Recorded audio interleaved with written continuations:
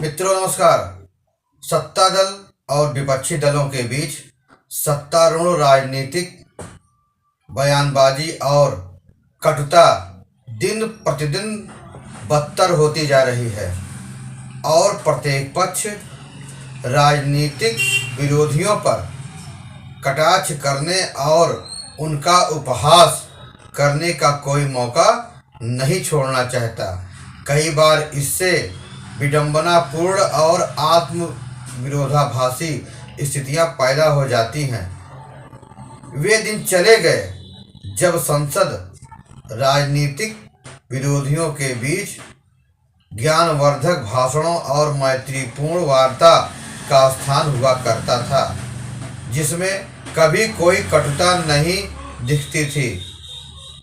पीलू मोदी, जिनका sense of humour लाजवाब था, राम मनोहर लोहिया और पंडित जवाहरलाल नेहरू जैसे दिग्गज एक दूसरे पर कटाक्ष करते थे, लेकिन ऐसा करते समय उनके बीच कटुता का कोई निशान नहीं था।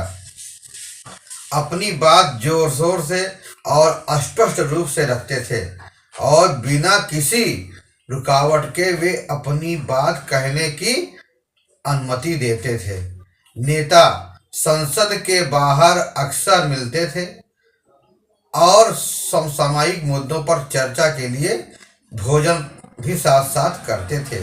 आजकल स्थितियां एकदम विपरीत हैं, जिनमें स्पष्ट रूप से एक दूसरे के प्रति कोई सम्मान नहीं है।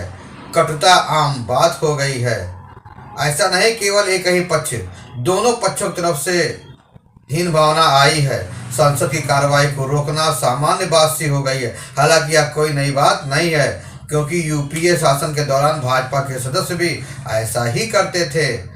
अब भाजपा के शासन के दौरान अब विपक्ष वाले भी वैसा ही कर रहे हैं। जाहिर है कि संवाद की कमी, कॉम्बिनेशन गैप और नेता शायद ही कभी राजनीतिक विरोधियों से औपचारिक रूप से मिलते हैं। विडंबना यह है कि उन्हें यह एहसास भी नहीं होता है कि वे जिन मुद्दों पर दूसरों की आलोचना करते हैं, उनमें से कुछ मुद्दों पर वे खुद भी इससे भी बदतर अपराधी रह चुके हैं। कांग्रेस, जो निसंदेह संविधान का उल्लंघन करने के मामले में सबसे बड़ा अपराधी है, संविधान में संशोधन करने की कोशिश करने के लिए भाजपा की आलोचना करती है, लेकिन राहुल गांधी सहित इसके नेता संविधान की एक प्रति लेकर देश भर में घूम रहे हैं और दावा कर रहे हैं कि भाजपा इसे बदलने के लिए तैयार है। प्रियंका और गांधी और पार्टी के अन्य नेता भी भाजपा पर लगातार संविधान को खत्म करने का आरोप लगाते हुए खूब हो हल्ला मचा रहे हैं। संयोग से उन्होंने लोकसभा से अपना अभियान जारी रखा, जहां इससे पार्टी को राष्ट्रीय स्तर पर कुछ लाभ मिल सकता था। यहां तक कि महाराष्ट्र विधानसभा चुनाव में भी, जहां इस मुद्दे पर शायद ही कोई चर्चा हुई हो, संविधान के रक्षक के रूप में काम करने की कोशिश करने वाली कांग्रेस यह भूल रही है कि यह इंदिरा गांधी ही थी जिन्होंने आंतरिक आपातकाल लगाया था और लोगों के मौलिक अधिकार भी छीन लिए थे। इतना ही नहीं, केंद्र में पार्टी की सरकारें विपक्ष शासित राज्य सरकारों को बिना सोचे समझे बर्खास्त कर चुकी हैं। ये कांग्रेस खूब करती थी।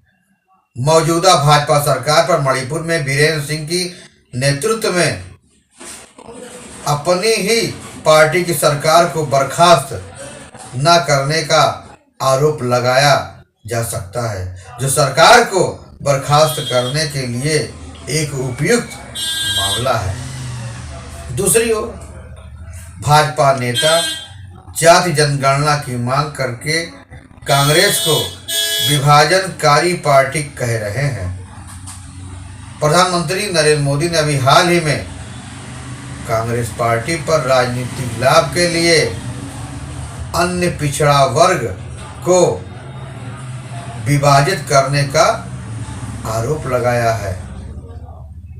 उन्होंने आरोप लगाते हुए कहा कि कांग्रेस ओबीसी समुदाय के प्रभाव को कम करने के लिए इसे छोटे छोटे जाति समूहों में विभाजित करके इसका एकीकरण पहचान को खत्म करने की कोशिश कर रही है। बात भी सही है। अगर ओबीसी बिखर गए तो उनका अस्तित्व ही खत्म हो जाएगा। इससे पहले उन्होंने कांग्रेस और उसके सहयोगियों पर एक जात को दूसरे जात के खिलाफ खड़ा करने का आरोप लगाया, उन्हें लड़ाने का आरोप लगाया और लोगों से एकजुट रहने की अपील करते हुए कहा था, एक है तो सुरक्षित है, एक है तो सेफ है। केंद्रीय गृह मंत्री अमित शाह ने भी इस सप्ताह संसद में कहा कि कांग्रेस विभाजनकारी है क्योंकि वह धर्म आधारित कोटा लाने के लिए 50% की सीमा को तोड़ना चाहती है। कांग्रेस पर विभाजनकारी होने का आरोप लगाना और उस पर समाज में दरार पैदा करने का आरोप लगाना वास्तव में बहुत ही विडंबनापूर्ण है। यह आरोप भाजपा के लिए और भी सही है, जिसने हिंदू मुस्लिम कथा को अपने अभियान का हिस्सा बना लिया और समाज में दो समुदायों के बीच जहर घोल दिया है। इससे आपसी संदेह पैदा हो रहा है और दूसरी ओर पार्टी कांग्रेस पर बहुसंख्यक समुदाय की कीमत पर अल्पसंख्यकों को खुश करने का आरोप लगाती है। ये बर्तन को काला करने के क्लासिक उदाहरण है। अब समय आ गया है कि राजनीतिक नेता बेबुनियाद आरोप लगाकर अपना हित साधने से बचें और अक्सर मिलकर अनौपचारिक रूप से मुद्दों पर चर्चा करके आपसी संबंध को बेहतर बनाना चाहिए और देश के लिए काम करना चाहिए, क्षेत्र के लिए काम करना चाहिए, अपने लोगों के लिए काम करना चाहिए, अपने विधान कॉन्स्टिट्यूंसी के लोगों के लिए काम करना चाहिए। लेकिन क्या ऐसा हो रहा है? जो कटुता पक्ष और विपक्ष में बढ़ी है, ये थाने में एफआईआर तक पहुंच गई है। इसलिए पक्ष और विपक्ष को एकजुट होकर के मुद्दों पर चर्चा करनी चाहिए। एक दूसरे का उपहास करने के बजाय उनका उत्साहवर्धन करना चाहिए। फिर मिलेंगे नई जानकारी के साथ, नई खबरों के साथ। तब तक आप स्वस्थ रहें, सुरक्षित रहें। धन्यवाद।